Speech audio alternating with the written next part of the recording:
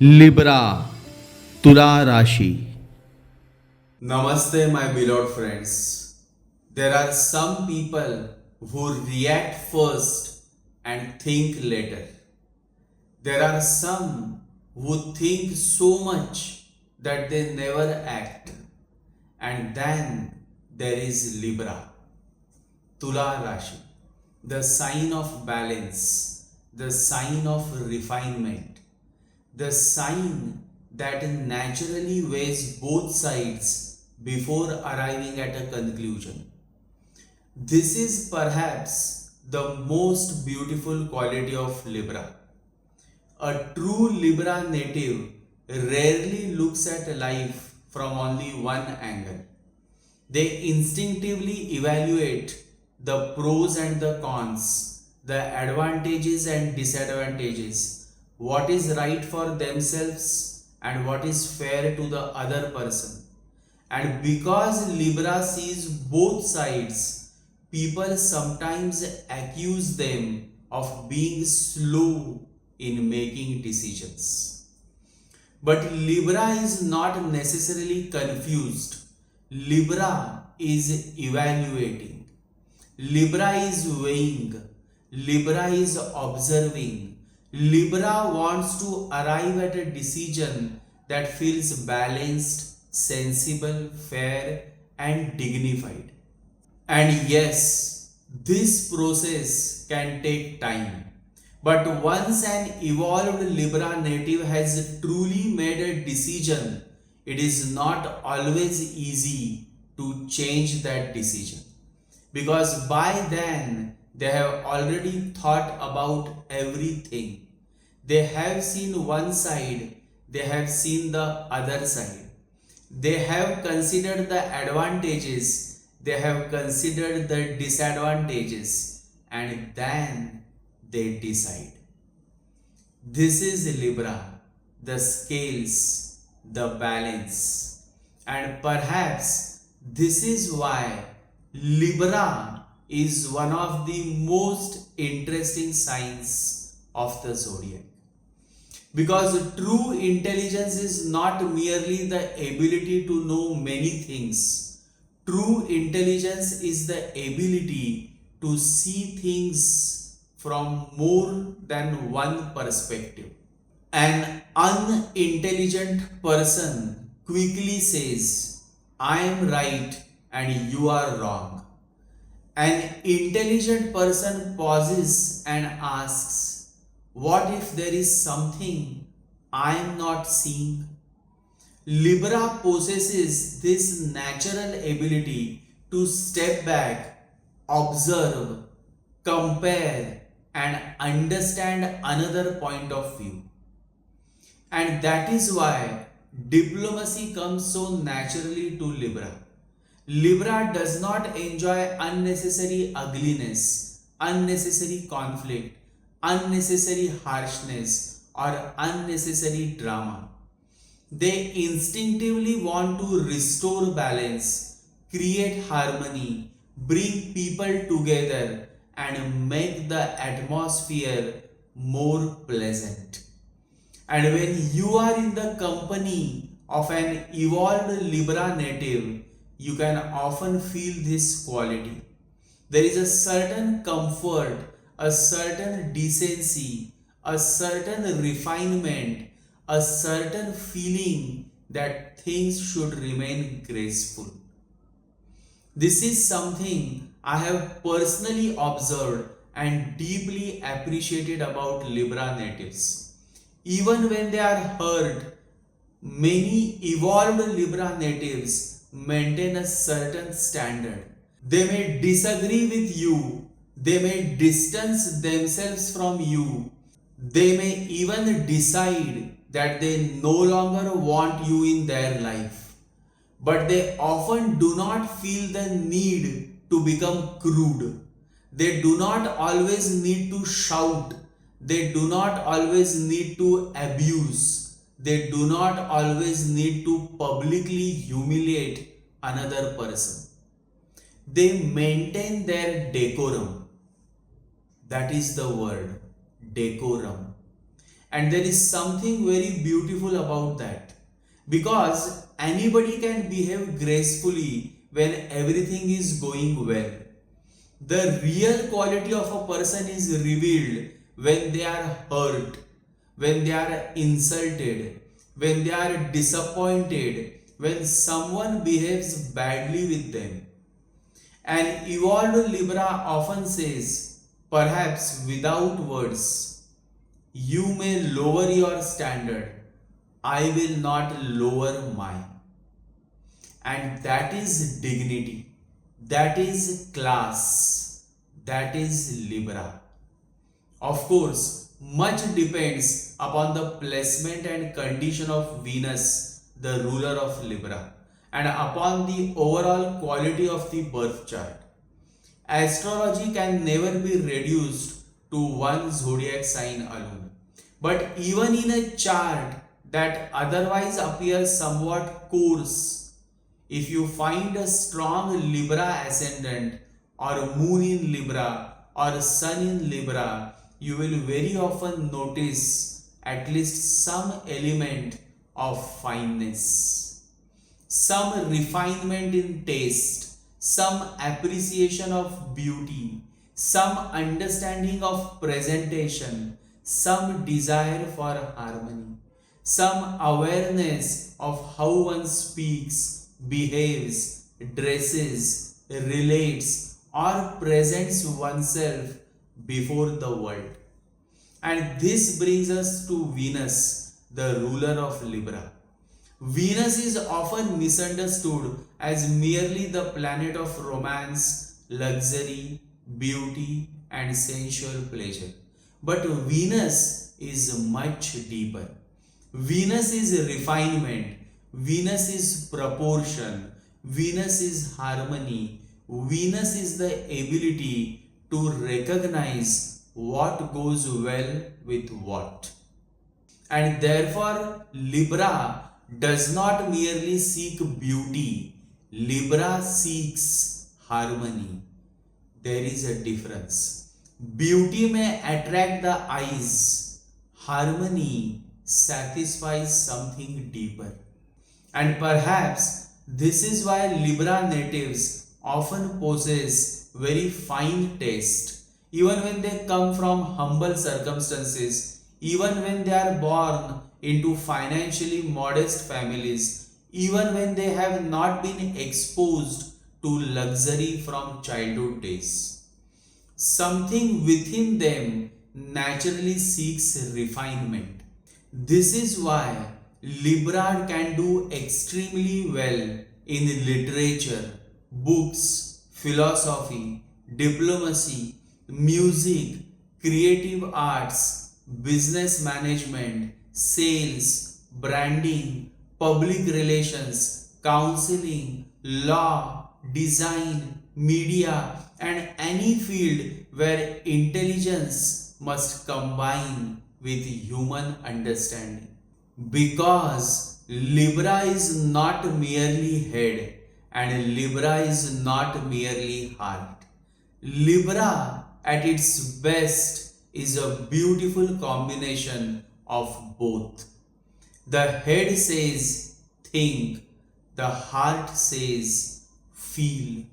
Libra asks, how can I honor both? And this gives birth to a different kind of intelligence. Not dry intelligence, not emotional impulsiveness, but balanced intelligence. You can speak the truth beautifully. You can disagree respectfully. You can walk away gracefully. Strength does not always have to be loud. Sometimes strength is elegant. Sometimes strength is silent. Sometimes strength simply maintains its dignity and moves on. Now let us come to relationships. Libra is naturally connected with partnership. It is the natural ruler of the 7th house of the zodiac, the house of relationships, marriage, partnerships, agreements, and the other person. And therefore, Libra takes relationships seriously. But Libra can also be extremely choosy.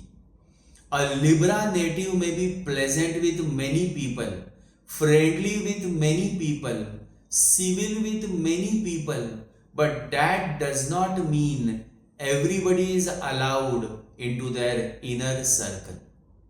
Libra observes, Libra evaluates, Libra notices manners, Libra notices intelligence, Libra notices how you treat other people, Libra notices how you carry yourself, and yes, Libra notices taste.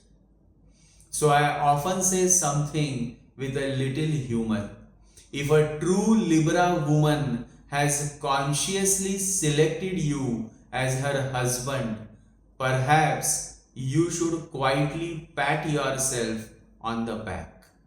Because there must be something special about you that she has seen.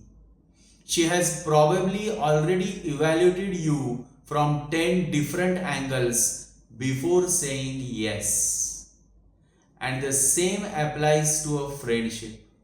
If an evolved Libra man or a Libra woman genuinely chooses you as a close friend, value that friendship. Because Libra natives can be very selective about the people they allow close to them. But every sign has a shadow, and Libra also has one. The greatest strength of Libra is balance. The greatest weakness of Libra can be over-analysis. The greatest strength of Libra is diplomacy. The greatest weakness can be avoidance of uncomfortable confrontation. The greatest strength of Libra is seeing both sides. The greatest weakness can be taking too long to choose one. Sometimes Libra keeps weighing this side, that side. What if, maybe, perhaps, and meanwhile life is waiting. There comes a moment when the scales must stop moving. There comes a moment when a decision must be made. And Libra must learn that no decision in life comes with absolute certainty. You cannot always know the final outcome. You can evaluate, you can analyze, you can use your intelligence, but ultimately you must choose. However, Libra must also remember that balance does not mean pleasing everybody. This is very important. Harmony does not mean self-sacrifice. Peace does not mean suppressing your truth. Diplomacy does not mean tolerating disrespect.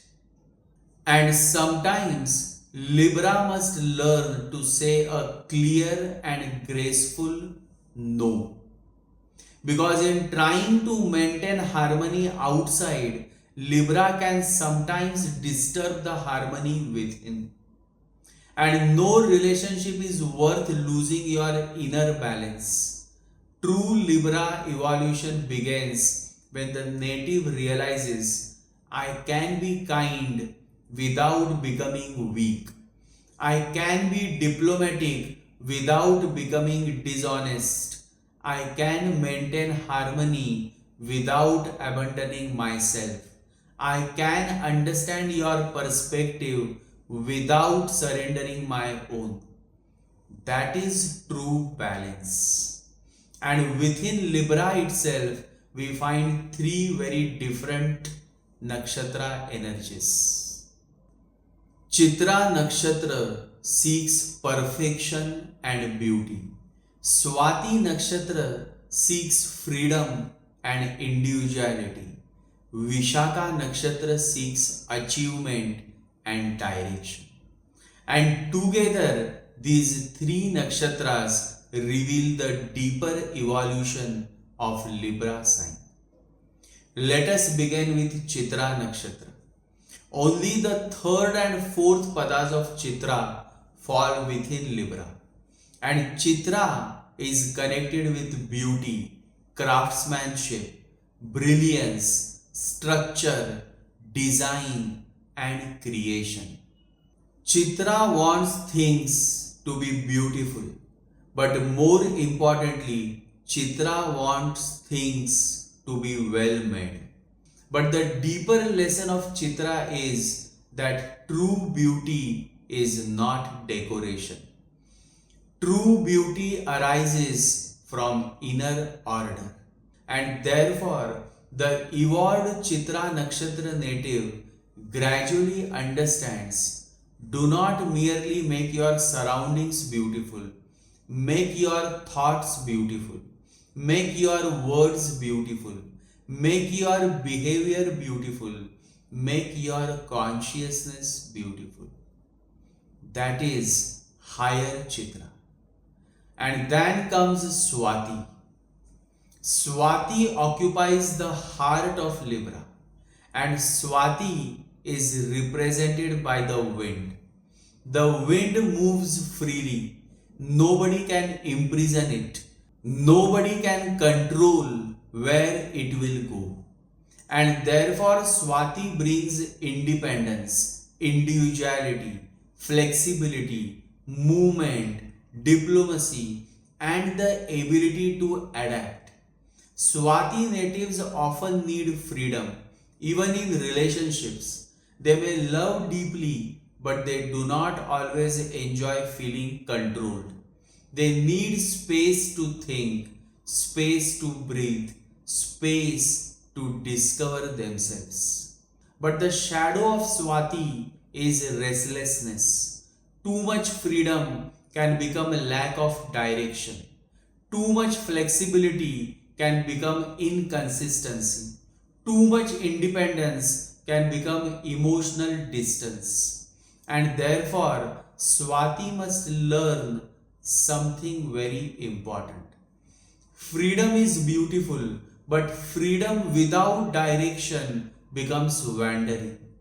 The wind needs purpose, and this is where spiritual practice becomes extremely important, because the mind can keep moving endlessly from one thought to another, one option to another, one desire to another, one relationship to another, and eventually there must be an anchor. For evolved Swati, that anchor becomes the divine. And then comes Vishaka. Only the first three padas of Vishaka fall within Libra, and suddenly the energy becomes more focused. Chitra creates, Swati explores, Vishaka decides. Vishaka is connected with determination, ambition, focus, and the desire to reach a goal. But Vishaka must be careful. Ambition must not become obsession. Achievement must not become the only purpose of life. Because you can reach every external destination and still feel empty inside. And this is where the entire spiritual journey of Libra begins. Observe these three nakshatras. Chitra says, create something beautiful. Swati says, discover your freedom. And Vishaka says, choose your direction. Beauty, freedom, purpose. And these are three powerful dimensions of Libra. But even after beauty, freedom, achievement, intelligence, relationship, success, and refinement, something can still remain incomplete. because Libra is extraordinarily intelligent. Libra understands people. Libra understands situations. Libra understands balance. Libra knows how to move from A to B, B to C, and perhaps even from A all the way to Z. But what happens after Z? This is where intelligence reaches its limit. You can analyze life, you can understand psychology, you can read philosophy, you can become successful, you can understand relationships, you can achieve balance in the external world, and still one night sitting alone, a question may arise. Is this all? This is where something beyond intelligence begins. Bhakti, devotion, surrender. Because intelligence can take you very far, but intelligence cannot take you all the way home. There comes a moment when the mind has to bow down. Not because intelligence has failed, but because intelligence has fulfilled its purpose. The river has reached the ocean, and now it must disappear into something larger than itself. This is the highest journey of Libra, from balance to surrender, from intelligence to devotion, from analyzing life to trusting life, from constantly weighing both sides to finally placing the scales at the feet of the divine. And I would strongly recommend the beautiful Rama mantra. Om Ram Ramaya Namaha. Om Ram Ramaya Namaha. Om Ram Ramaya Namaha. What a beautiful, sweet mantra is this. Chant it daily 108 times. Let the mantra slowly bring the mind back to its center. Whenever you are overthinking a decision, chant Om Ram Ramaya Namaha. Whenever the scales within you keep moving endlessly, chant Om Ram Ramaya Namaha. Om Ram Ramaya Namaha. Whenever you have analyzed everything and still cannot find peace, chant this mantra. Om Ram Ramaya Namaha. Because sometimes the answer does not come through more thinking. Sometimes the answer comes through silence. Sometimes it comes through surrender. And sometimes it comes when you finally say, Lord, I have used my intelligence. Now you guide me. And there comes a moment when the journey from the head finally reaches the heart. And before I conclude, let me share a beautiful story that reveals something very important about the Libra mind, and perhaps about all of us who sometimes keep thinking when life is asking us simply to respond. It is said of Immanuel Kant, one of the greatest philosophers, that one girl proposed to him. In the first place, it is bad that the girl should propose. It is always the boy who proposes. But the girl must have waited and Kant wouldn't propose. The idea never occurred to him. He was so much rooted in his head, the heart was denied. So the girl, feeling too much time had been lost, proposed. Kant said, I will think it over. How can you think about love? Either it is there or not. It is not a question to be solved. It is a situation to respond to. Either your heart says yes or your heart says no, and it is finished.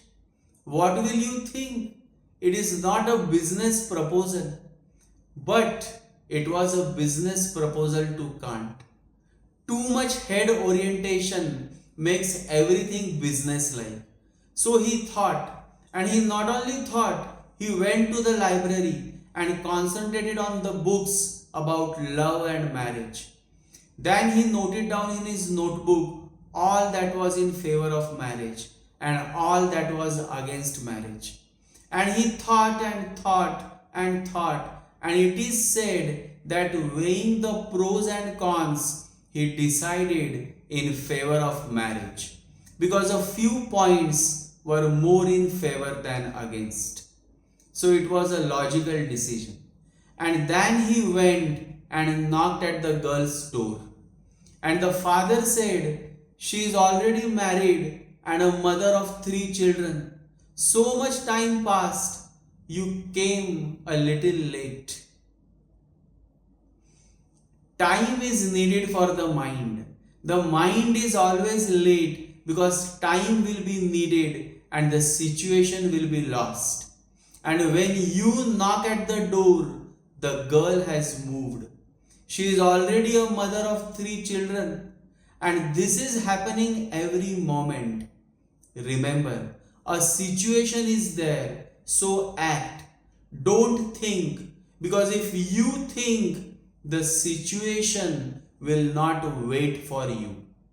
The girl will have moved, and when you are ready to respond, there will be nothing to respond to. Kant was ready, but the mind takes time and situations are moving. Life is a flow, flux. It is not static. Otherwise, the mind would have found the answer. If the girl had remained, but the girl was getting old, she was missing life, she could not wait, she had to move, make a decision. Life is not static. If life were static, there would be no need for meditation. The mind would do. Then you could think, and whenever after many lives you knocked at the door, the girl would be waiting for you. But life is a flux, a movement. Every moment it is changing and becoming new. If you miss a moment, you have missed. And perhaps, my dear Libra natives, this story carries a very special message for you. Your ability to weigh both sides is a gift. Your intelligence is a gift. Your patience before making a decision is a gift. Your desire to be fair, balanced, and thoughtful is one of your greatest strengths. Never lose that. But also remember, life cannot always be placed on a weighing scale. Some moments cannot be calculated. Some relationships cannot be understood through pros and cons. Some opportunities do not wait for perfect certainty. And some of the most beautiful decisions of life are not made when the mind has finally understood everything.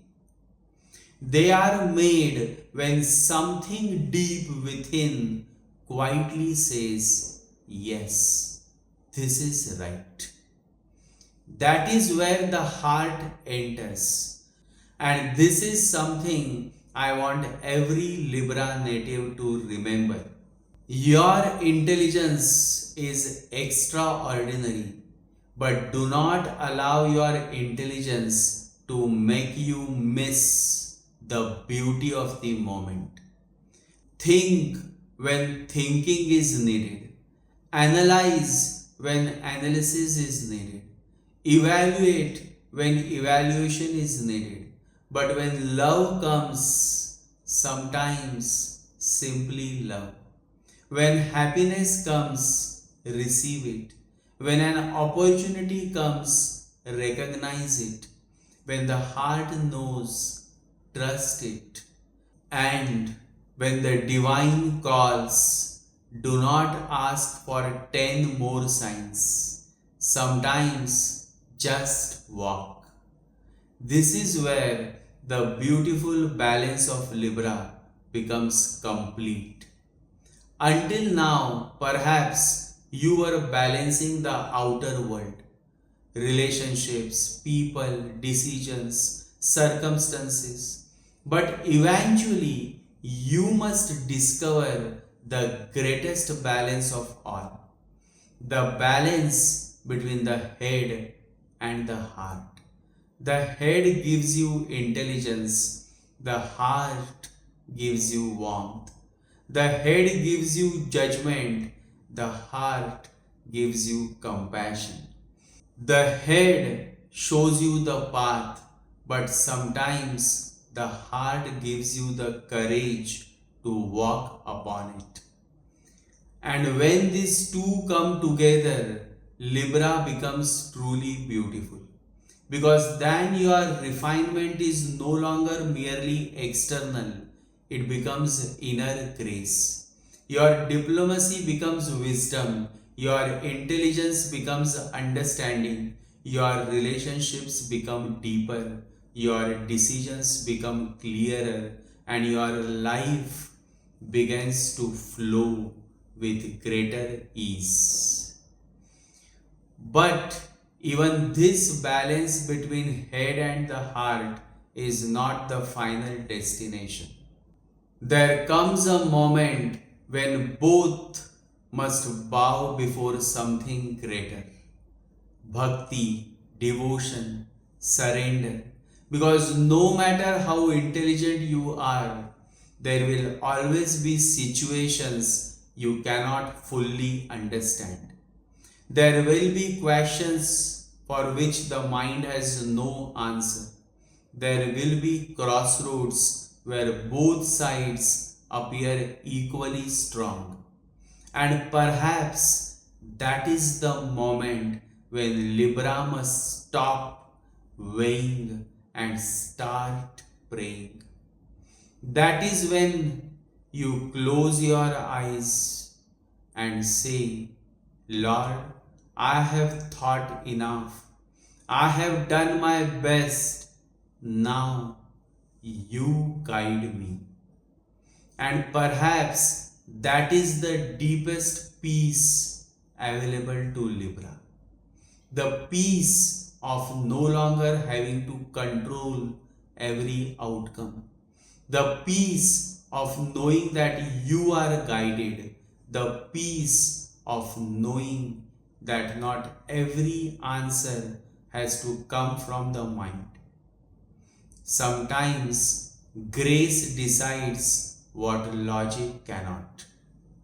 So, my dear Libra natives, never lose your intelligence, never lose your refinement, never lose your ability to see both sides, never lose that beautiful dignity with which you carry yourself. But also remember to live. Do not postpone joy. Do not postpone love. Do not postpone the call of your heart indefinitely. There are moments that come only once, and when they come, be present enough to recognize them. Let your intelligence serve you, but do not become imprisoned by it. Let your heart speak. Let devotion enter. Let surrender soften you, and every day chant with love. Om Ram Ramaya Namaha. Om Ram Ramaya Namaha. Om Ram Ramaya Namaha. Let this mantra slowly quieten the endless weighing of the mind. Let it bring you back to your center. Let it remind you that beyond every argument, every possibility, every advantage and disadvantage, there is something called trust. And perhaps that is the final lesson of Libra. Balance is beautiful, intelligence is beautiful, refinement is beautiful, but when balance becomes surrender, intelligence becomes devotion, and refinement becomes grace, then Libra becomes truly complete. But when life opens a beautiful door before you, do not stand outside forever weighing whether you should enter or not. Sometimes simply walking, because life is moving and perhaps God is waiting for you on the other side. Love to all Libra men and women. May your mind remain brilliant. May your heart remain beautiful. May your decisions bring you peace.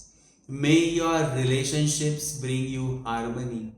And may your intelligence ultimately lead you toward the greatest wisdom of all, the wisdom to surrender. Om Ram Ramaya Namaha. Om Ram Ramaya Namaha. Om Ram Ramaya Namaha. What a beautiful, sweet Rama mantra is this. I love it very much. Love to all of you. And always remember, think less and feel more. Jai Sri Ganesha, Jai Guru. Scorpio Vrushchik Rashi. Namaste. The higher the mountain, the deeper is the valley. If you go to Mount Everest, you will see that Mount Everest is the highest mountain. But just there itself, you will also see the deepest valley. And this is the mystery of Scorpio, Vrushchik Rashi, the natural sign of the 8th house. The deeper the struggle, the deeper the pain, the higher you grow as a person. The deeper the roots, the higher is the tree. But the problem is, nobody wants pain. Everybody wants growth, but nobody wants the suffering through which growth happens. Everybody wants transformation, but nobody wants the process of transformation.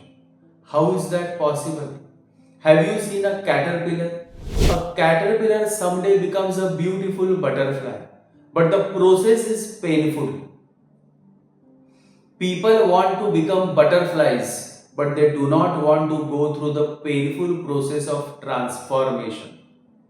And Scorpio is exactly that painful process. Scorpio is depth. Scorpio is crisis. Scorpio is hidden pain. Scorpio is inner darkness. A Scorpio may smile in front of you, but you will never know how many deaths he has died inside. Scorpio does not reveal everything. Scorpio hides pain. Scorpio hides love. Scorpio hides fear. Scorpio hides plans. And sometimes Scorpio even hides his own wounds from himself. For Scorpio, betrayal is not a small event. For some signs, betrayal is an incident. For Scorpio, betrayal becomes a scar. And that scar may remain for years because Scorpio does not love casually. and Scorpio does not trust casually. Scorpio is naturally connected with astrology, tantra, mantra, occult sciences, psychology, research, investigation, healing, surgery, and all hidden knowledge. Wherever there is mystery, Scorpio wants to enter. Wherever there is a locked door, Scorpio wants to find the key. Scorpio is death and Scorpio is rebirth. Scorpio is that secret chamber of life where the old you dies and a completely new you is born. Without Scorpio, without the 8th house, you remain a plastic rose. Beautiful from outside, but no fragrance. Perfect from outside, but no life. Life comes when you go through struggles. Life comes when you face suffering. That is why it is said, suffering is the sole origin of consciousness. But once you reach the state of consciousness, once you reach the state of awareness, then suffering is not required. And then, even though you suffer, you may not feel it. Because suffering is primarily mental. That is why Nisargadatta Maharaj says, suffering is mental. And this is where Scorpio becomes one of the most significant signs in astrology. Scorpio is not a goody-goody sign like Taurus. Taurus wants comfort, Taurus wants food, Taurus wants beauty, Taurus wants music, Taurus wants good sleep, good bed sheet, good perfume, good dinner, and then again good sleep. But Scorpio is not interested in surface level comfort. Scorpio says, enough of comfort. Now come down. Come to the basement of life. Because the real truth is not always found in the drawing room. Sometimes the real truth is found in the basement. Sometimes the real truth is found in your wounds. Sometimes the real truth is found in the place where you broke down. And Scorpio takes you there. That is why Scorpio is not an easy sign. It is a sign of emotional intensity, secrecy, psychological depth, hidden pain, crisis, sudden change, and deep transformation. But all of this eventually gives birth to a beautiful butterfly. And yesterday somebody asked me, which nakshatra is the greatest in the sign of Scorpio? A very good question. Because in Scorpio, you will find the nakshatra of Saturn and you will find the nakshatra of Mercury. And therefore, Saturn and Mercury do well in the sign of Scorpio. Scorpio is not just the sign of Mars. Along with Mars, Neptune also rules Scorpio. In fact, Ketu does extremely well in Scorpio. Because that is what Ketu likes, the process of transformation. The process of first dying and then being reborn. Ketu is not interested in your comfort zone.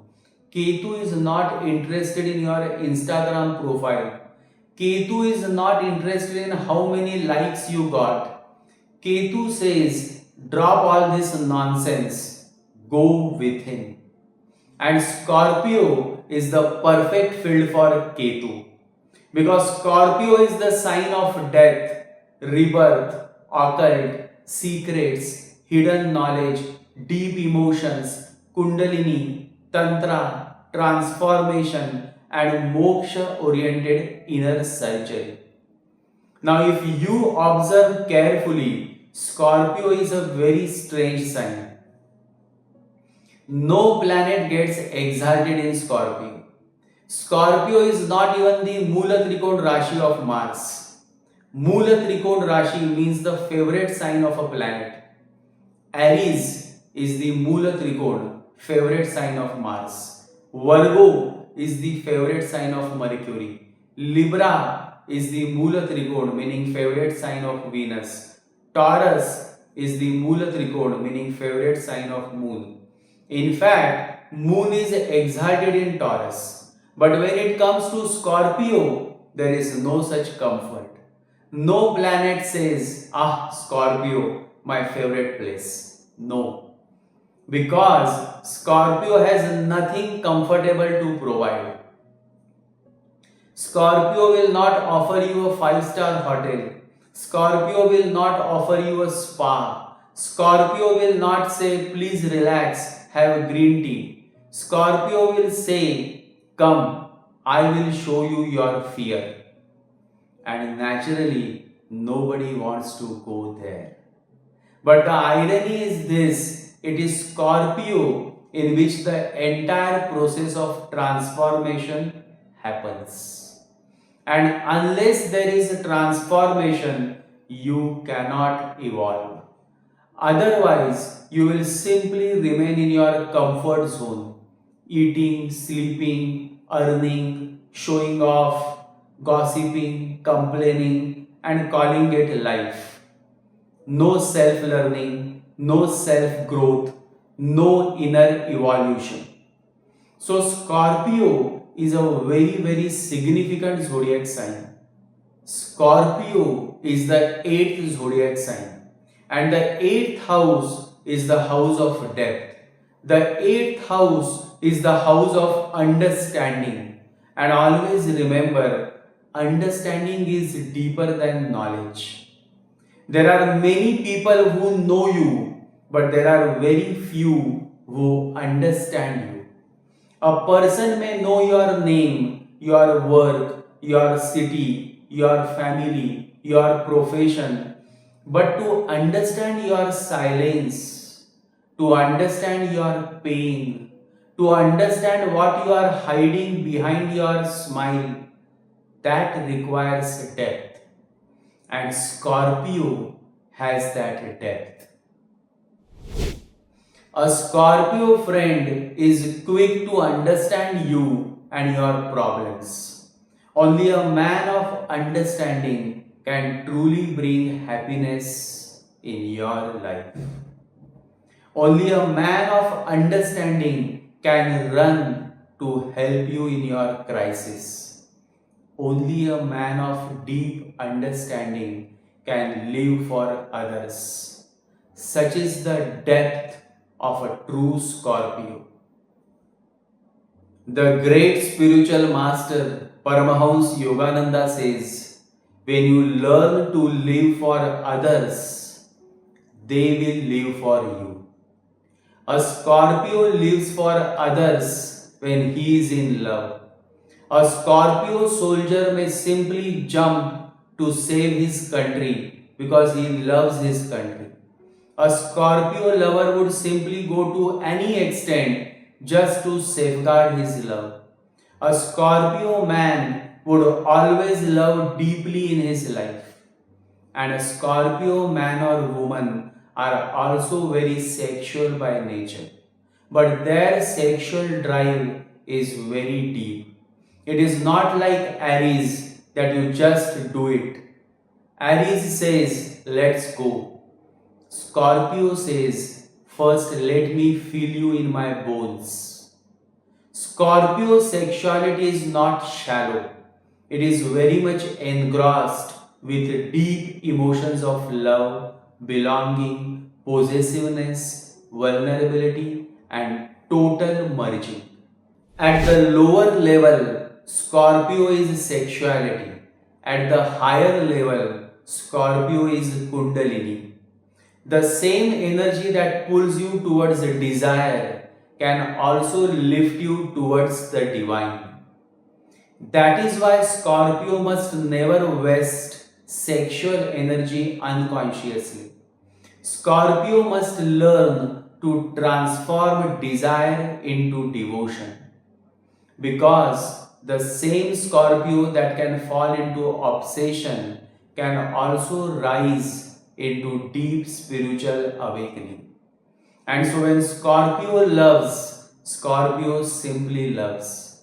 Always remember, if you love a person, you accept the total person with all the defects.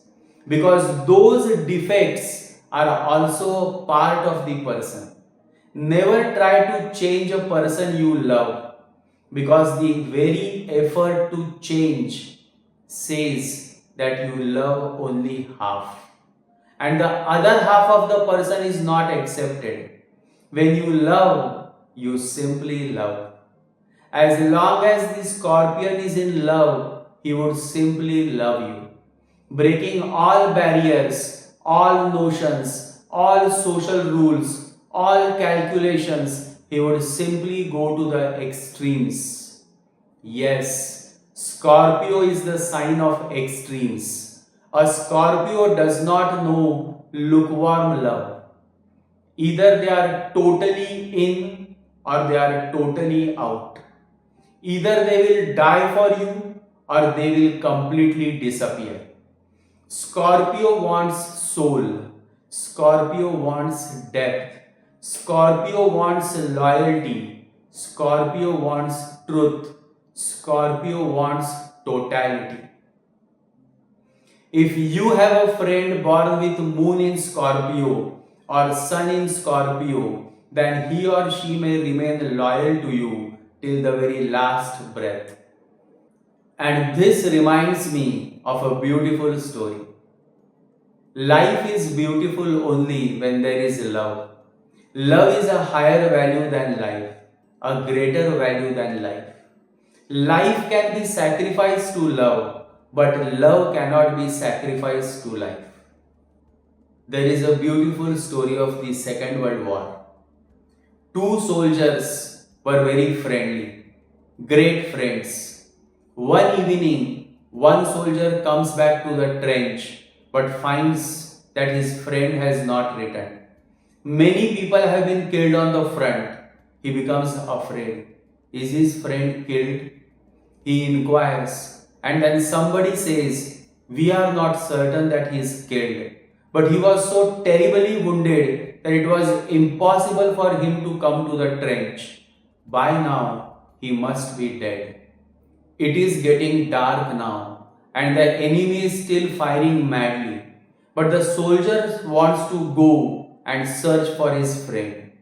The officer says, "No, this is foolish," but he doesn't listen to the officer. He goes. It is very difficult in the dark, and there are thousands of bodies all around, dead bodies. He looks and looks, and in the middle of the night, he returns, dragging his friend's dead body on his back. He himself is now terribly wounded. He also cannot survive. The moment he reaches the trench, he falls on the floor with the body of his dead friend. The officer comes and he says, "I told you not to be foolish. It was not worth it. Now you know what you have done to yourself. The friend is dead and you are dying." The dying man opened his eyes and he said, "But it was worth it, sir. Because when I went there, he looked at me and he said, 'Jim, I knew you would come.'" For love, life can be sacrificed. It is worth it. But we have been taught just the contrary.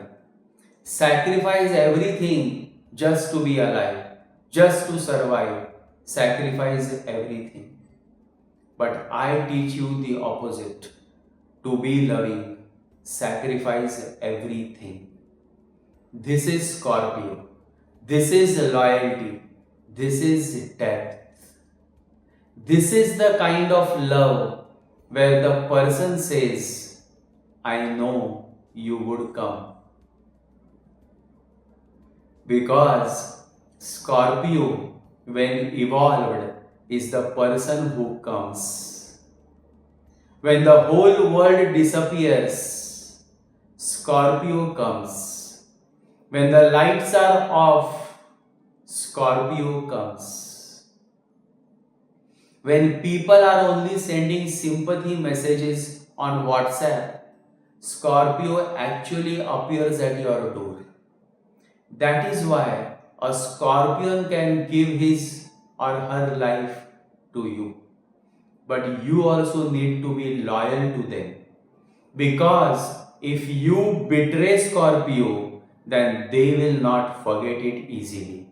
They may forgive you spiritually after many years of meditation, chanting, therapy, Kundalini awakening, and 3 cups of herbal tea, but they will not forget.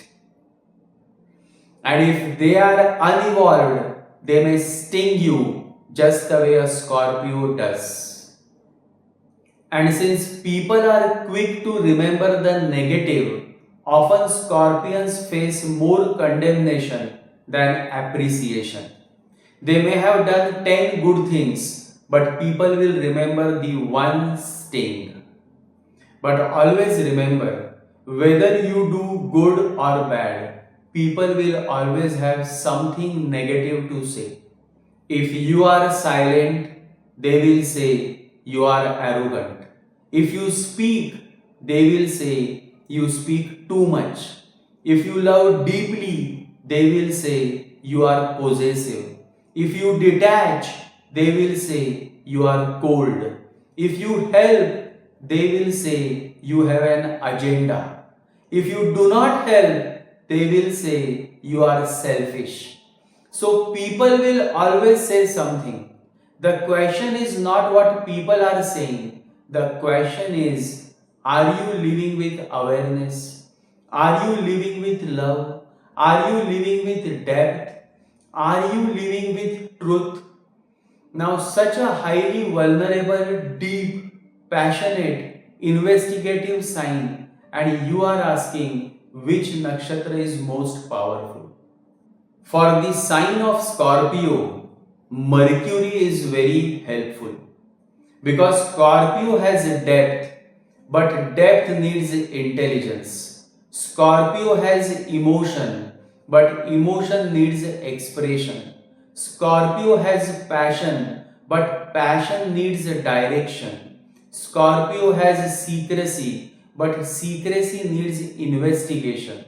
Scorpio has intensity, but intensity needs discrimination. And Mercury gives that sharpness. Mercury gives analysis. Mercury gives strategy. Mercury gives communication. Mercury gives the power to decode. And Scorpio loves to decode. Scorpio does not accept surface answers, shallow answers. You tell Scorpio, I am fine. Scorpio will look into your eyes and say, no, you are not.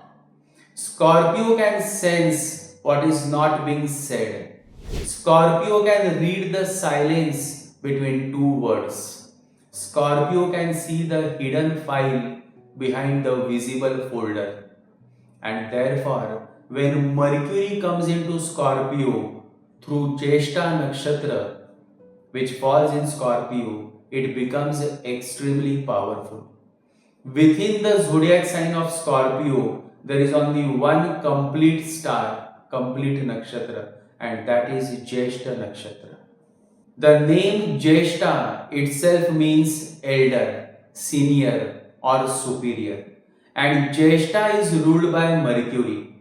That is why, in my understanding, Jeshta becomes the most powerful nakshatra within Scorpio. Because Jeshta carries the maturity of Scorpio and the intelligence of Mercury. Jeshta is not childish. Jeshta is not innocent like Ashwini. Jeshta is not soft like Rohini. Jeshta is not romantic like Purva Falguni. Jeshta has seen life. Jeshta has seen betrayal. Jeshta has seen politics. Jeshta has seen hidden enemies. Jeshta has seen family drama. Jeshta has seen emotional storms. Jeshta has seen the real face of people.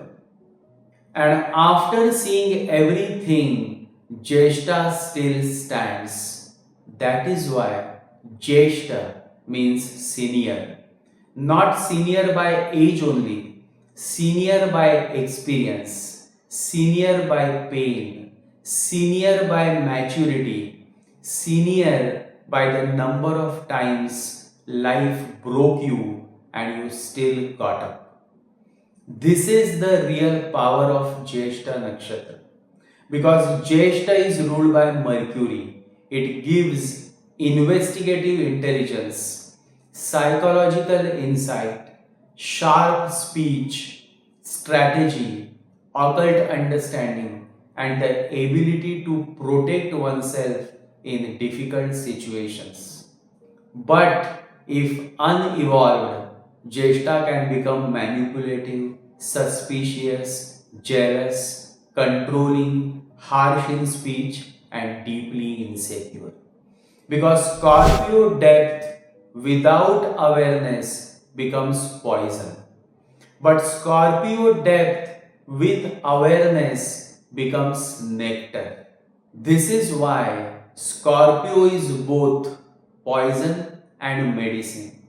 The same snake poison that can kill you can also become medicine in the right dose. So Scorpio must learn to transform poison into medicine, anger into courage, possessiveness into devotion, suspicion into intuition, sexuality into sacred intimacy, pain into wisdom, and crisis into consciousness. This is the spiritual journey of Scorpio. If you are born with Scorpio moon sign, Scorpio ascendant, Scorpio sun sign, or major planets in Scorpio, then understand one thing: your life will never remain ordinary. Even if you want a simple life, life will pull you into depth. Because Scorpio is not made for shallow living. Scorpio is made for transformation. You may experience betrayal, loss, sudden changes, intense love, deep bonding, secrets, hidden truths, family karma, inheritance matters, psychological battles, and spiritual awakening. But all of this is not happening to destroy you. It is happening to transform you. You are not being punished. You are being purified. You are not being broken. You are being reshaped. You are not being buried. You are being planted. Because the seed also feels buried before it becomes a tree. The greatest mystery Scorpio has to solve is not the mystery of others. The greatest mystery Scorpio has to solve is the mystery of his own self. Who am I? Why am I so intense? Why do I love so deeply? Why do I fear betrayal? Why do I want total loyalty? Why do I become extreme? Why do I remember pain for years? Why can I sense what others cannot sense? The answer is simple. Because Scorpio is not here for superficial living. Scorpio is here for inner alchemy. And alchemy means transformation, turning suffering into wisdom, turning pain into compassion, turning darkness into light, turning death into rebirth. Scorpio must also be careful of one habit: testing people again and again. Sometimes Scorpio tests love so much that love becomes tired. Remember, if someone truly loves you, receive that love. Do not keep creating emotional exams every week. Because love is not a courtroom and your lover is not standing there with an answer sheet. Sometimes Scorpio keeps asking silently, will you leave me? Will you betray me? Will you prove your loyalty? But if you keep tasting love again and again, then one day even genuine love may become exhausted.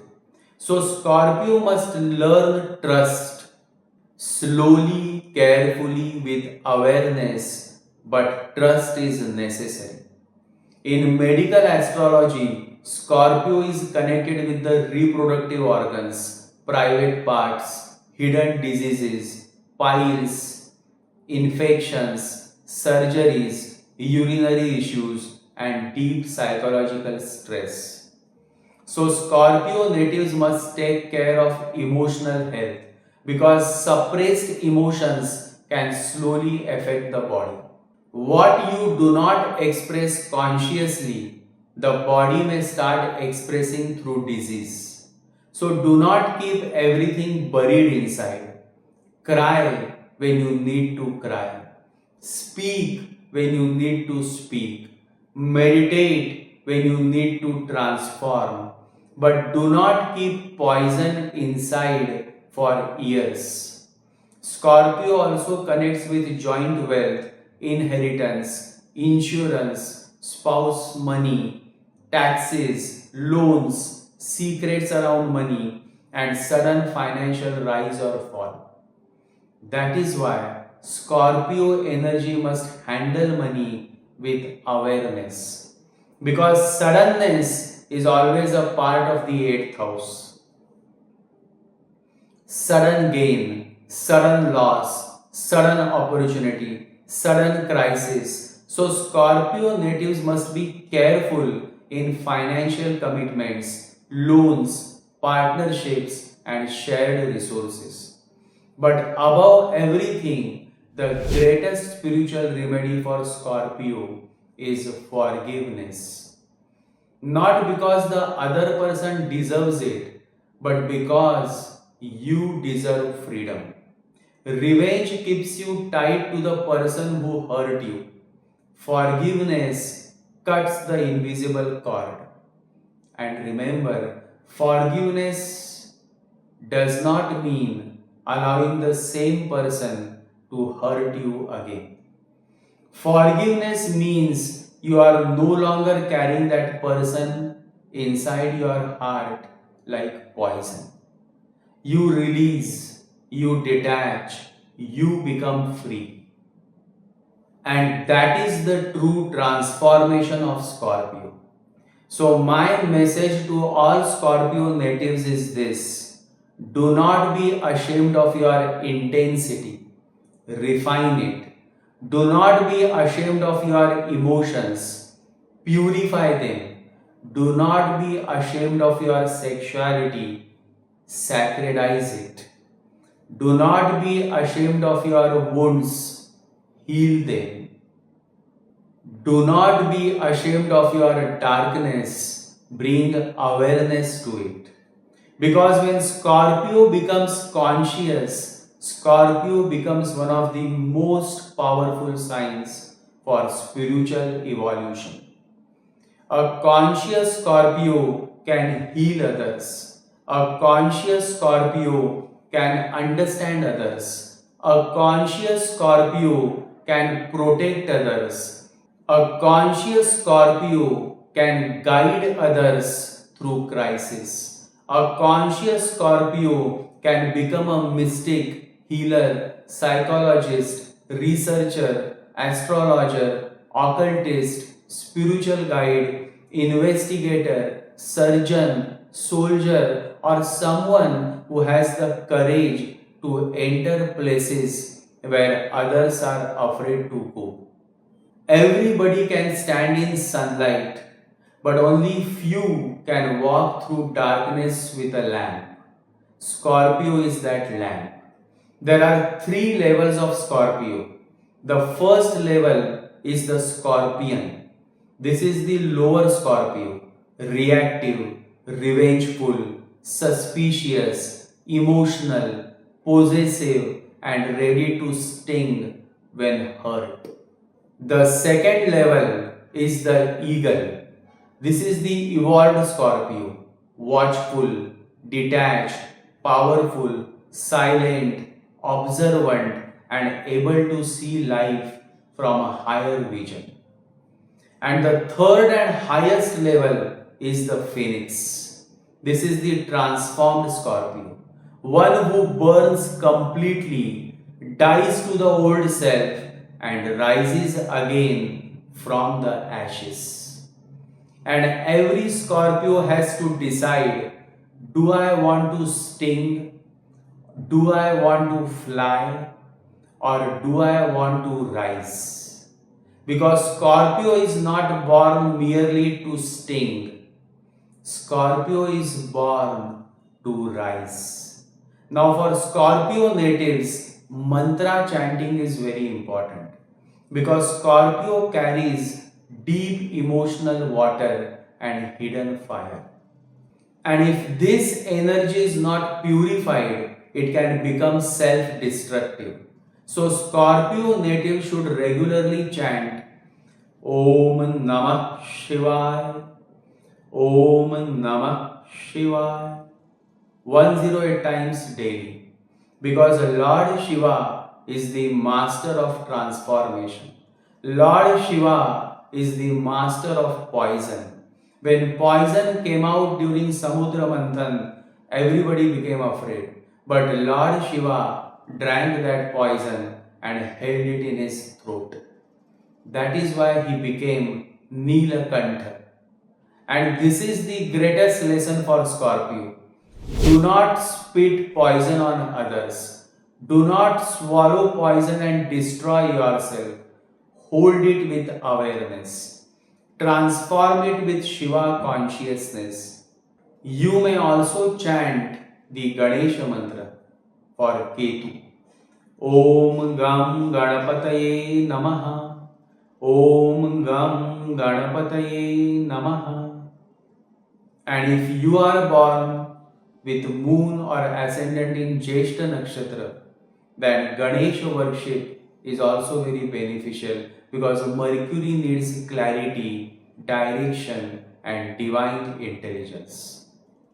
And so, my dear Scorpio, meditate daily, chant the mantra 108 times daily, spend time near water, avoid revenge, avoid emotional manipulation, avoid testing people again and again. Trust slowly, but once you trust, do not poison the relationship with suspicion. And always remember, love is not control, love is surrender. Love is not possession, love is presence. Love is not fear, love is freedom. And when Scorpio learns this, Scorpio becomes divine. So Scorpio natives must remember, do not use your depth to drown yourself. Use your depth to discover the divine. Do not use your intensity to destroy relationships. Use your intensity to love with awareness. Do not use your pain to become bitter. Use your pain to become compassionate. Do not become a plastic rose, become a real rose. Even if real roses have thorns, they also have fragrance. And Scorpio may have thorns, but when Scorpio evolves, the fragrance is unforgettable. My love to all Scorpio men and women. Stay blessed and remember to meditate every day. Jai Mahadev, Jai Sri Ganesha, Jai Guru. Sagittarius, Dhanu Rashi. Namaste, my beloved friends. A bird sitting on a tree is never afraid of the branch breaking.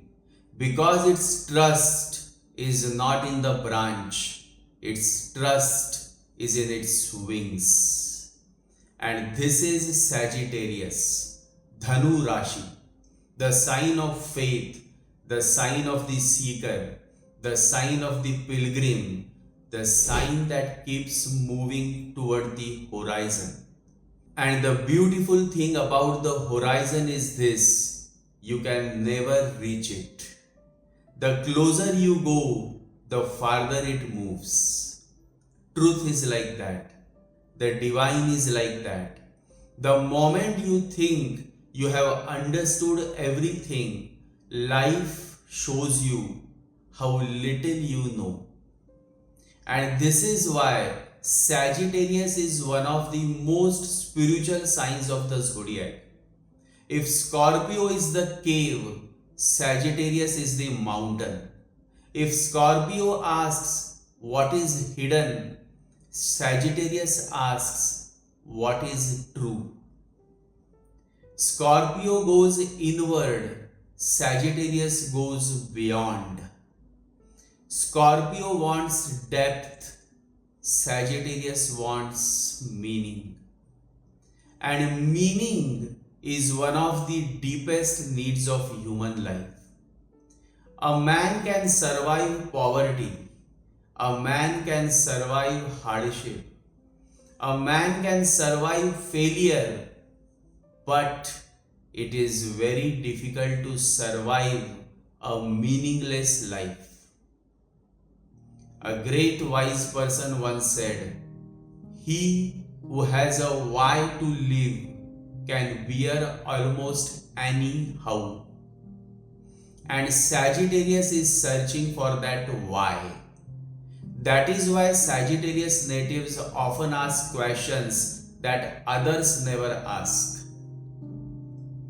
Who am I? Why am I here? What is the truth? Why do good people suffer? What happens after death? Is there a God? And notice something. These questions do not help you earn money. These questions do not help you buy a bigger house. These questions do not help you become famous. Yet they refuse to leave because the soul is searching, and Sagittarius is the sign of the soul's search. Sagittarius is the natural ruler of the ninth house, the house of dharma, the house of wisdom, the house of higher knowledge, the house of blessings, the house of gurus, the house of pilgrimage, the house of divine grace. The sixth house gives effort, the 10th house gives achievement, but the ninth house gives blessings. And blessings cannot be forced. You can force success, you cannot force grace. Grace descends like rain, like sunlight, like the fragrance of a flower. And whenever a person becomes available to truth, grace begins to flow. This is why Jupiter rules Sagittarius. Jupiter is Guru, the teacher, the guide, the one who brings light into darkness. But Jupiter is often misunderstood. People think Jupiter means money, fortune, good luck, prosperity. No. The deeper meaning of Jupiter is wisdom.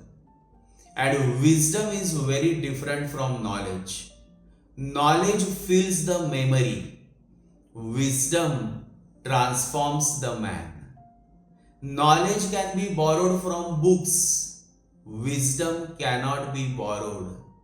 It has to be lived. A man may memorize the Bhagavad Gita, yet he may remain angry.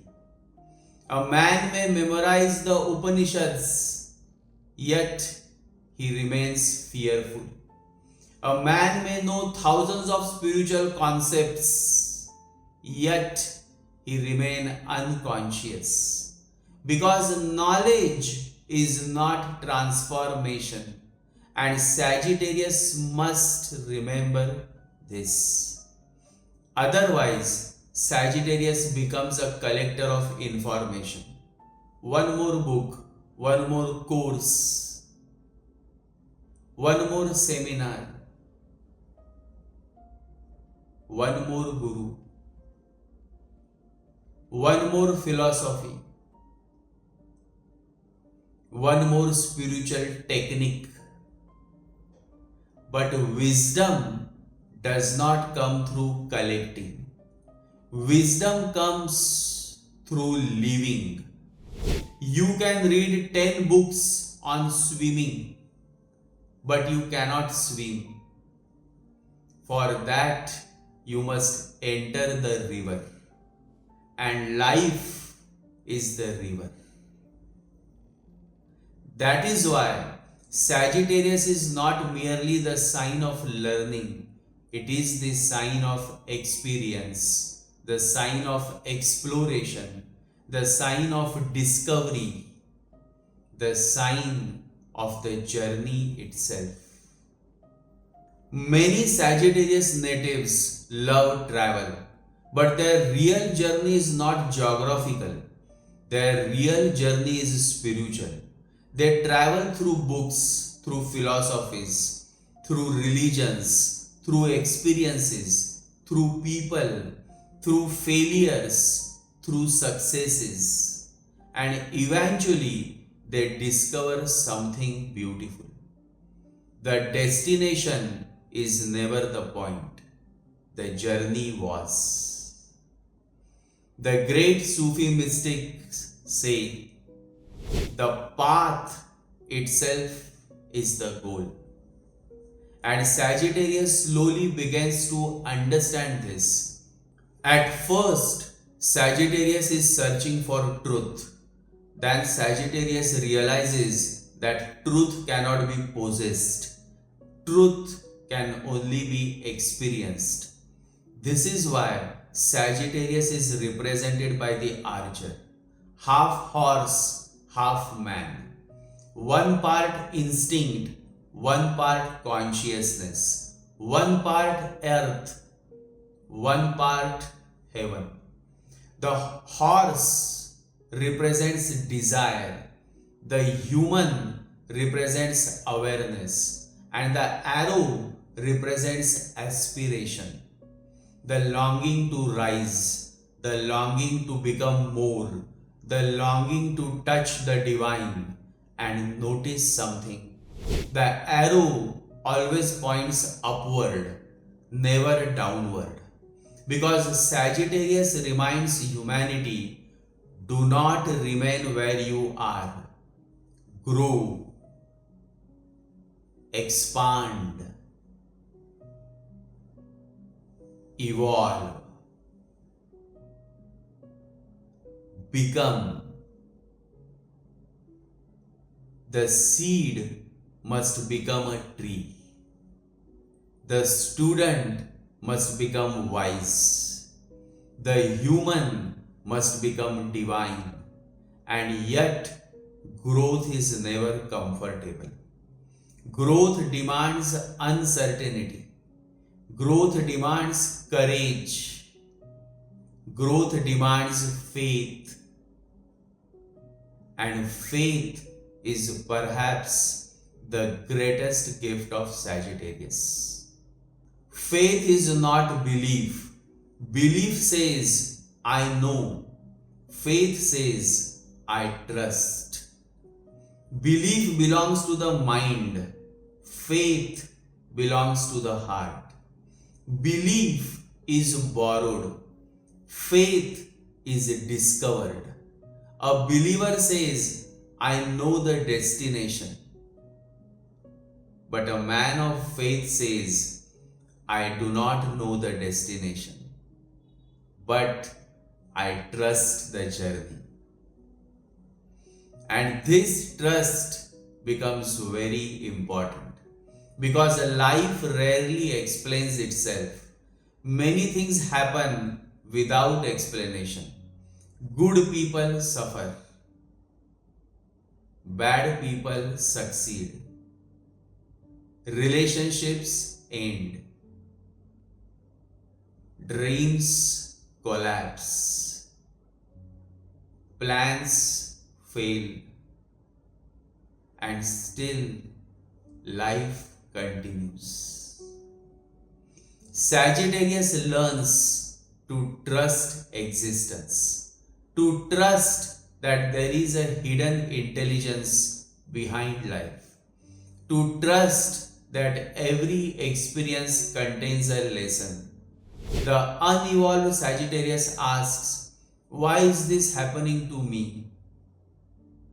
The evolved Sagittarius asks, what is life trying to teach me?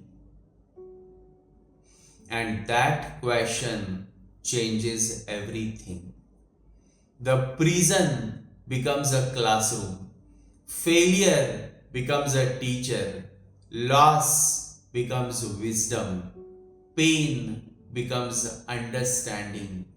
Darkness becomes growth.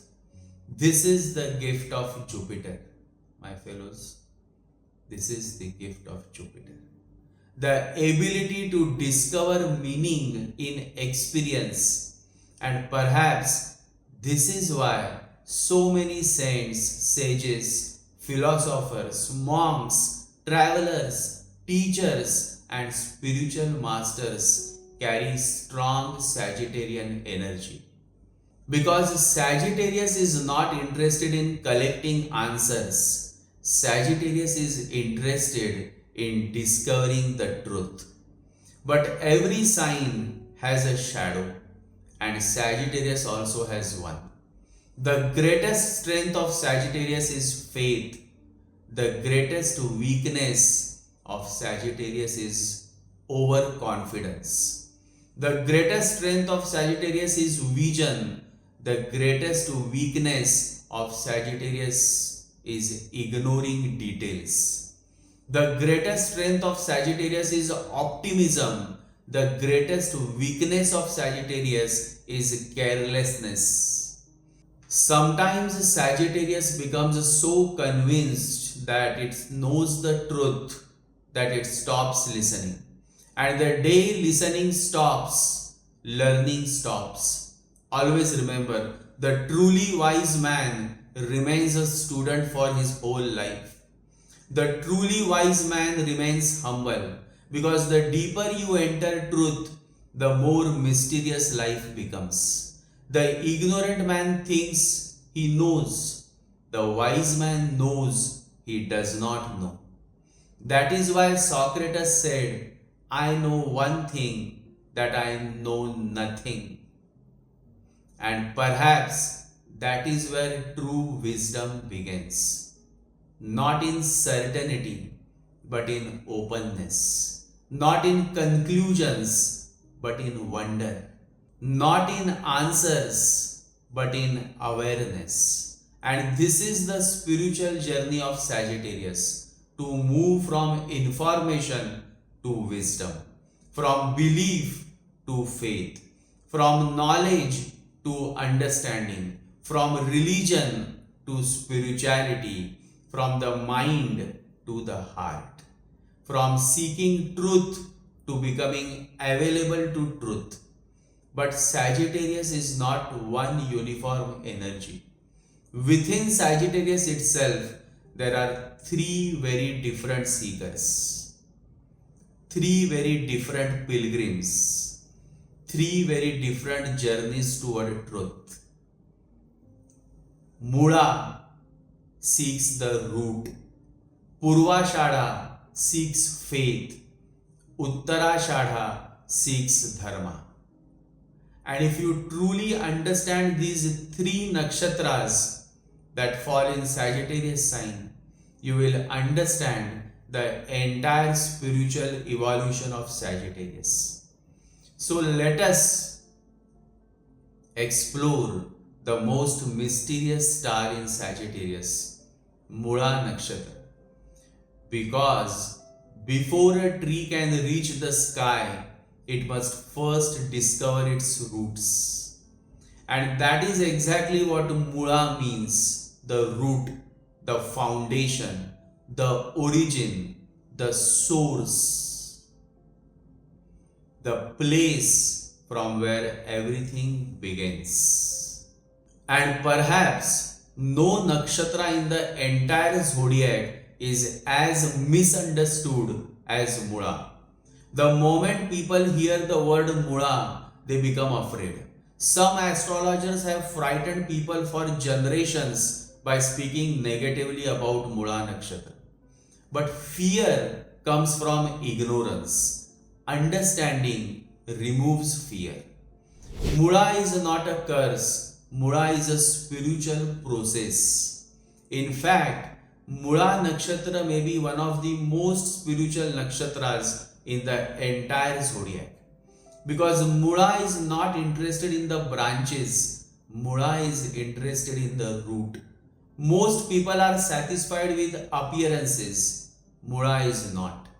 Most people are satisfied with answers, Mula is not. Most people are satisfied with beliefs, Mula is not. Mula wants to know what is the truth behind the truth.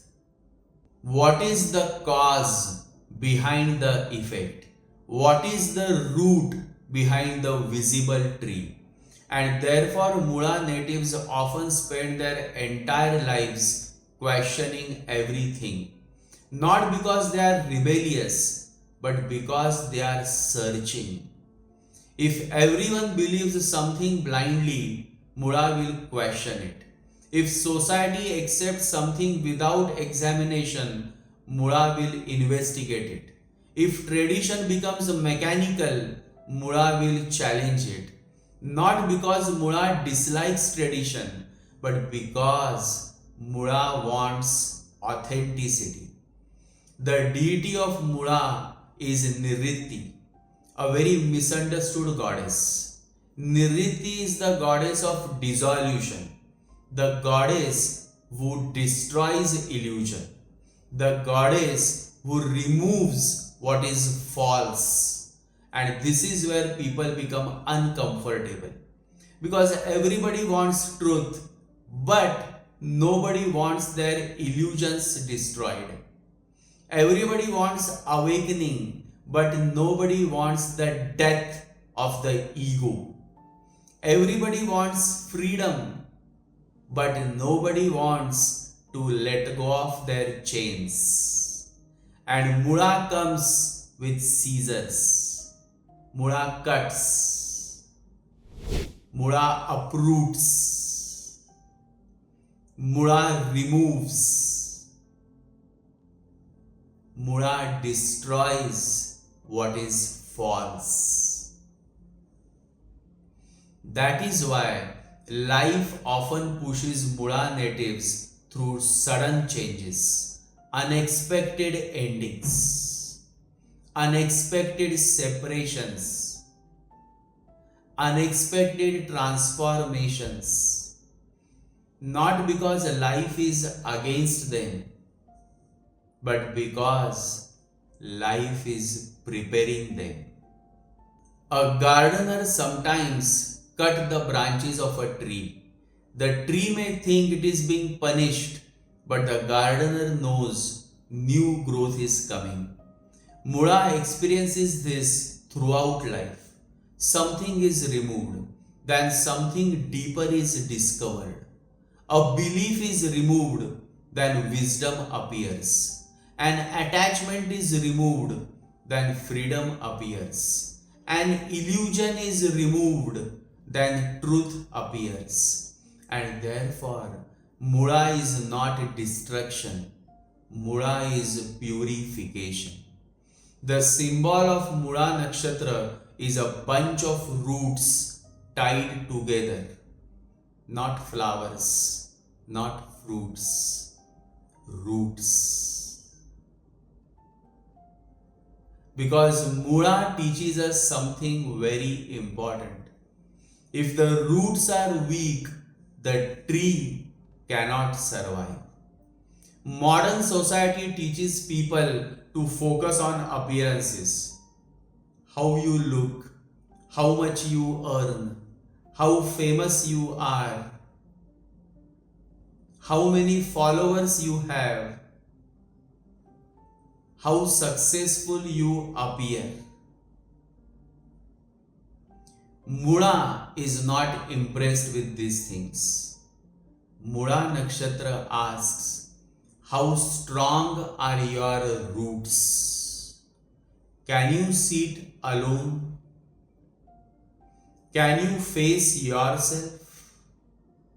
Can you survive without applause? Can you survive without validation? Can you survive when life takes away everything you depend upon? That is Mula Nakshatra. And that is why many Mula natives appear fearless. Not because they have no fear, but because life has repeatedly forced them to confront fear. Again and again. Again and again. Until something inside becomes stronger. The lower Mula becomes destructive. The higher Mula becomes liberating. The lower Mula destroys others. The higher Mula destroys ignorance. The lower Mula becomes cynical. The higher Mula becomes wise. The lower Mula rejects everything. The higher Mula discovers truth. And therefore Mula is one of the most misunderstood spiritual stars. It is not interested in comfort. It is interested in reality.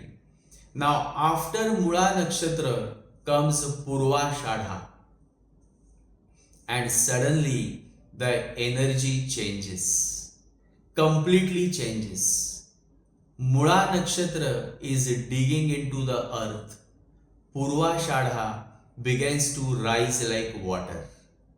Purvashadha means the former invincible one, the undefeated one, the unconquered one, the one who refuses to surrender. And its deity is Apas, the cosmic waters. Now observe something beautiful. Water appears soft, but water is incredibly powerful. Water can cut through mountains. Water can shape continents. Water can wear down stone, not through force, through persistence. And this is the secret of Purvashadha. Victory through faith, victory through persistence, victory through inner conviction. Purvashadha natives often possess extraordinary self-belief. Sometimes too much self-belief. They believe in themselves even when nobody else does. They continue moving when others have already given up. They continue trusting when others have become cynical. And this becomes their strength, because every great achievement requires faith. The scientist needs faith. The entrepreneur needs faith. The artist needs faith. The spiritual seeker needs faith. Without faith, nobody begins the journey. And Purvashadha gives this faith naturally. However, every blessing has a shadow. The shadow of Purvashadha is stubbornness, because confidence can become arrogance, faith can become fanaticism, conviction can become rigidity, and then growth stops. Remember, truth is larger than your opinions. The moment you become absolutely certain that only you are right, wisdom begins to disappear. Therefore, Purvashadha natives must remain open, strong but open, confident but humble, faithful but flexible. When evolved, Purvashadha becomes extraordinarily inspiring. People naturally feel uplifted around them. They carry enthusiasm, hope, optimism, encouragement, the ability to make others believe in themselves. And this is a beautiful gift. A true Purvashadha native reminds people that defeat is often mental. The battle is lost in the mind before it is lost in reality. And therefore, Purvashadha teaches keep moving, keep believing, keep trusting. And now, let us move to the final portion of Sagittarius, Uttarashadha. Only the first quarter of Uttarashadha falls within Sagittarius. And Uttarashadha is very different from Mula and Purvashadha. Mula is searching for truth. Purvashadha is believing in truth. Uttarashadha is living truth. And that changes everything. The name Uttarashadha means the later victory or the ultimate victory. And notice something, not quick victory, not temporary victory, ultimate victory. Because dharma works slowly, but dharma always works. The deity of Uttarashadha is the Vishwadevas, the universal gods, representing noble qualities, truth, integrity, goodness, responsibility, character, and therefore Uttarashadha natives often possess a natural sense of duty, a natural sense of responsibility, a desire to do the right thing, even when it is difficult, even when nobody is watching. This is the difference. Mula seeks truth, Purvashadha believes in truth, Uttarashadha lives truth. Mula questions, Purvashadha trusts, Uttarashadha embodies. Mula is the seeker, Purvashadha is the believer, Uttarashadha is the practitioner. And this is the spiritual evolution of Sagittarius itself. First you question, then you believe, then you become.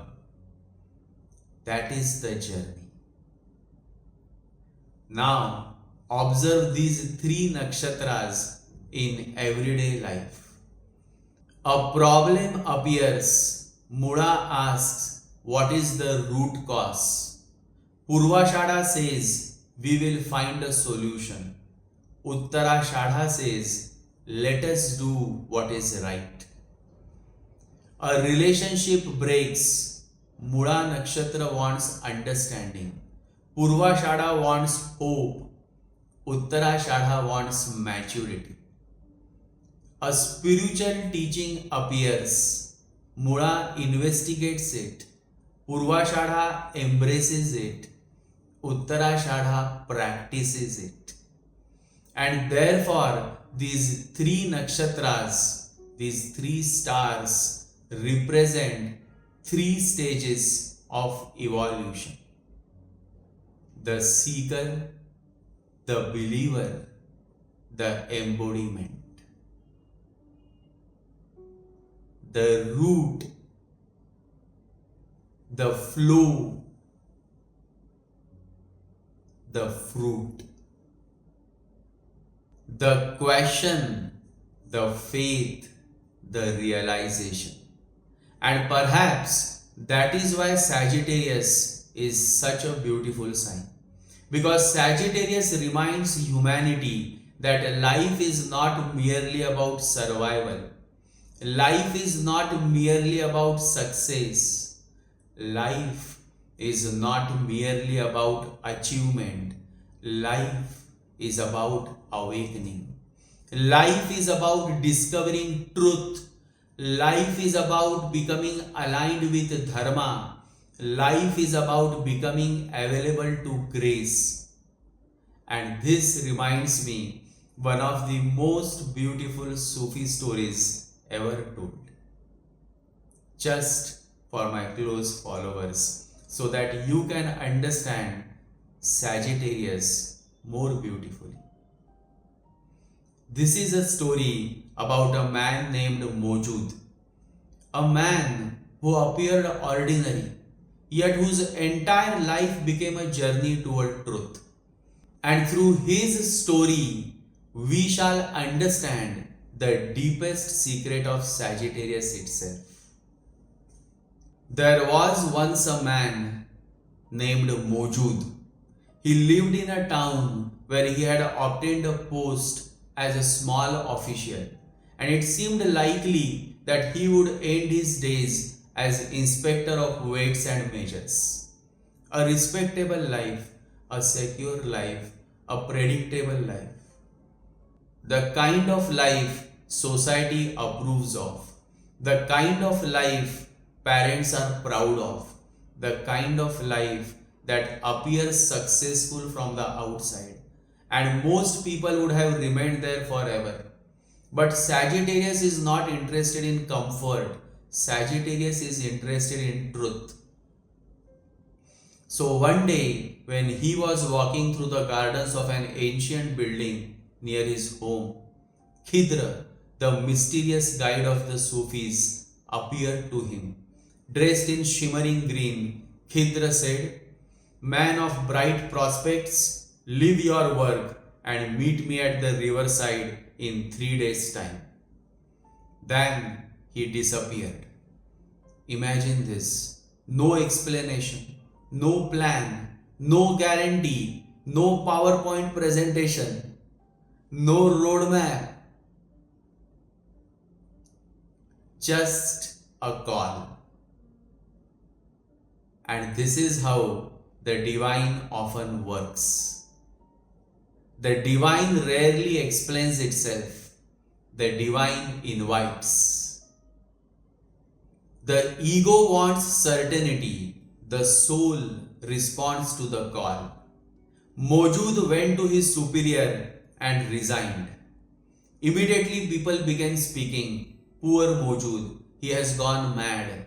And whenever a person begins following his soul, society often thinks he has gone mad. Because society worships security. But truth often begins where security ends. This is Mula. The first step of Mula. The uprooting. The removal of the familiar.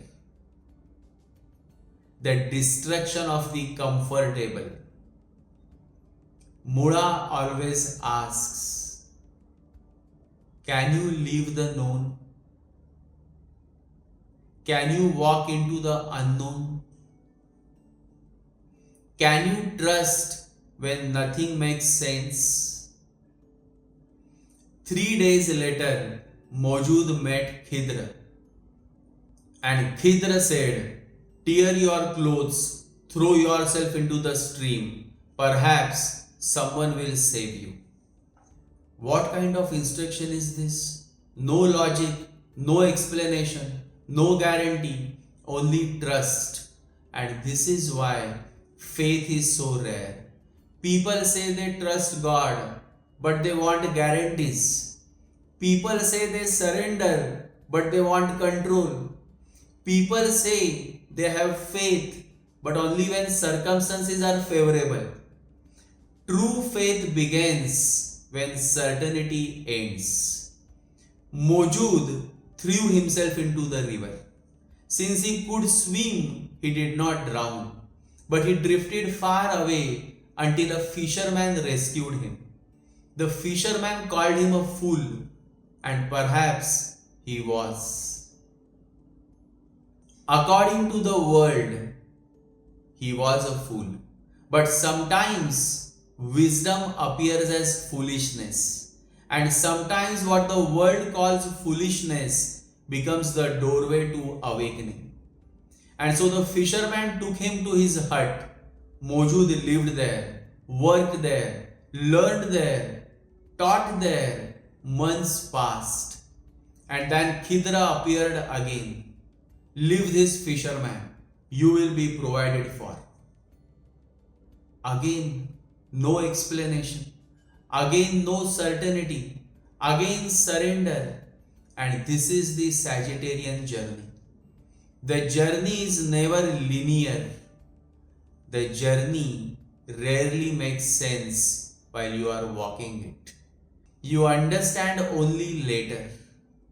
A beautiful saying says, life can only be understood backwards, but it must be lived forwards. So Mojud left. Soon he met a farmer, worked with him, learned agriculture, spent years there. And then again, Chitra appeared. Again everything changed. Again he was uprooted. Again he moved. Again he entered the unknown. This is Mula.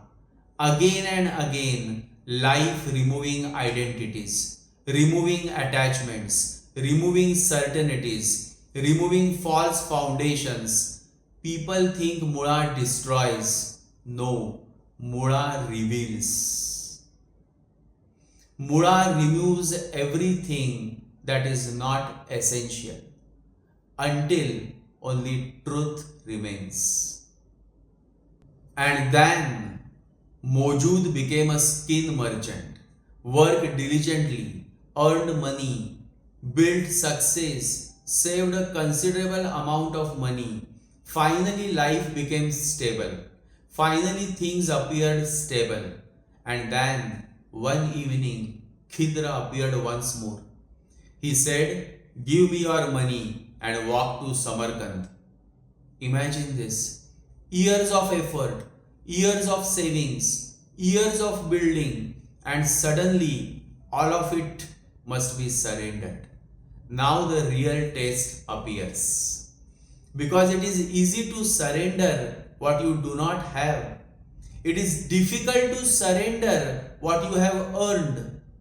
And yet Mojud obeyed. This is Purva Shadha. Faith. Remember this. Faith. Absolute faith.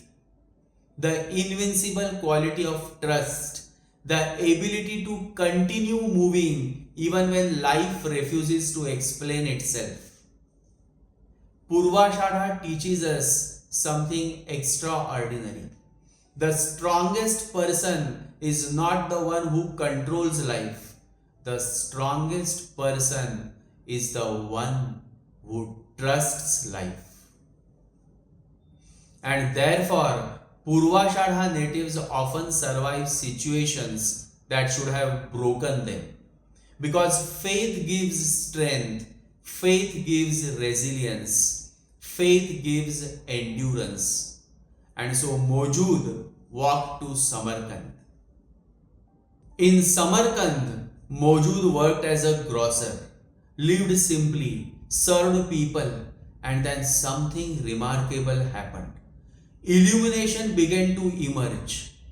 People came to him, the sick were healed, wisdom flowed through him, understanding deepened, a fragrance appeared in his being. And now everybody became curious about him. Who was your teacher? Who was your guru? Where did you study? What system did you follow? People always want formulas. People always want methods. People always want explanations because the mind is uncomfortable with mystery. Mojud simply said, "It is difficult to say." And perhaps that was the most truthful answer. Because real growth rarely follows a formula, my friend. Real transformation rarely follows a syllabus. The greatest lessons of life often arrive unexpectedly. A fisherman becomes your teacher. A farmer becomes your teacher. A merchant becomes your teacher. A stranger becomes your teacher. A heartbreak becomes your teacher. A failure becomes your teacher. A loss becomes your teacher. Life itself becomes the guru. And this is the highest teaching of Sagittarius. The entire universe becomes your scripture. The entire universe becomes your guru. People later asked Mojud to tell his story. And his story sounded completely ordinary. He simply described what happened. I jumped into a river. I lived with a fisherman. I worked for a farmer. I became a merchant. I gave away all my money. I worked as a grocer. Nothing dramatic, nothing heroic, nothing extraordinary, and yet something extraordinary had happened. The man had disappeared. The ego had dissolved. Wisdom had emerged. Awareness had flowered. The biographers became disappointed. This is how the way the world is. People always want some kind of stimulating stories, stimulating ideas. So the biographers became disappointed. They wanted miracles, they wanted drama, they wanted mythology, they wanted a saintly legend. And so they invented one. Because people love stories and they often miss reality. And here lies perhaps the deepest lesson of this entire podcast. Life is not what we think it is. Truth is not what we imagine it to be. The divine does not always appear through thunder. Sometimes it appears through ordinary events. A fisherman, a farmer, a merchant, a stranger, a journey, a loss, a surrender, a moment of trust, and suddenly everything changes. This is Sagittarius. This is Mula. This is Purvashadha. And this is Uttarashadha. Mula uprooted Mojud again and again. Purvashadha gave him faith to continue. Uttarashadha eventually transformed faith into wisdom. And this is the spiritual evolution of every Sagittarius native. First, life destroys your illusion. Then, life teaches you trust. Then, life teaches you dharma.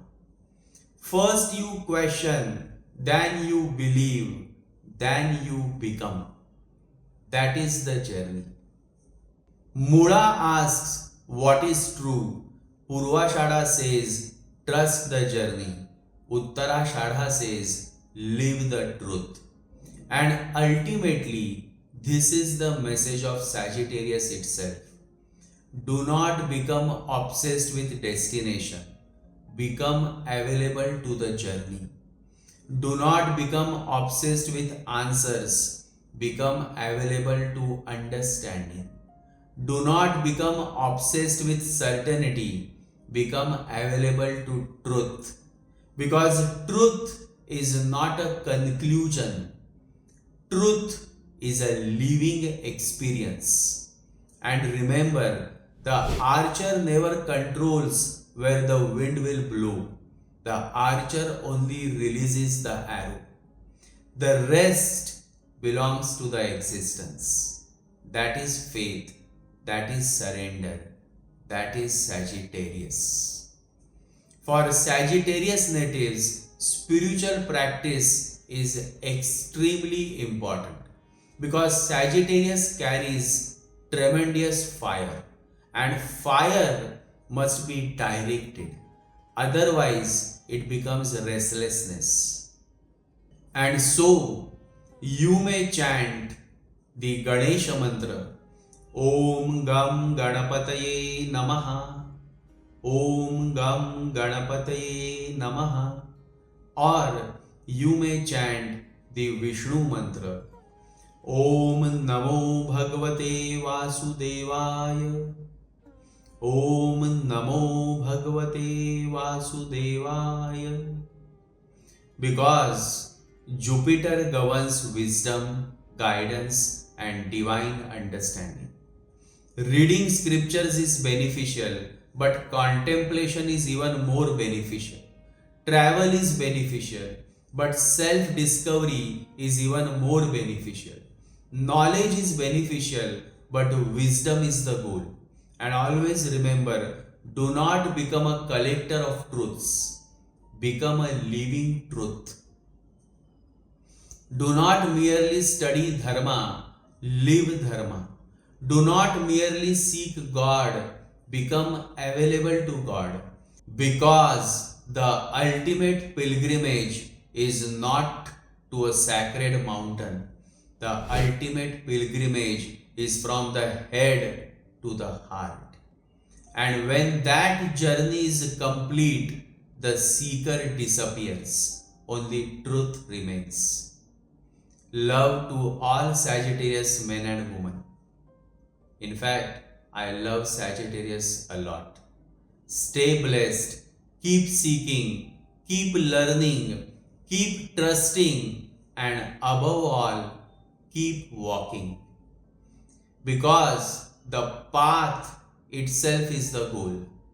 And so, love to all Sagittarius natives. In fact, I share a very special bond with Sagittarius because it is one of the most direct, straightforward and idealistic sign of the zodiac.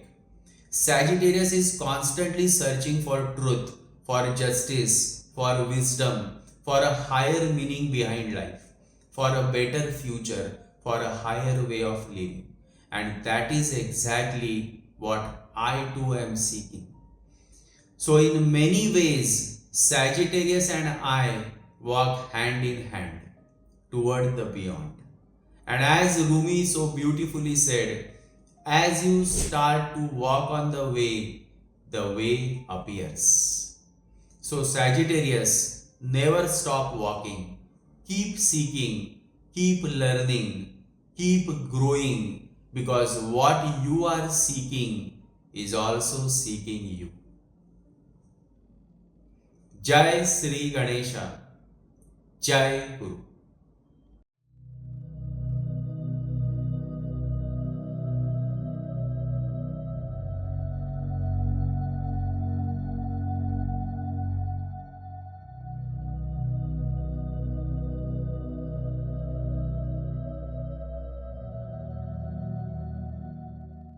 ॐ गं गणपतये नमः। ॐ गं गणपतये नमः। ॐ गं गणपतये नमः।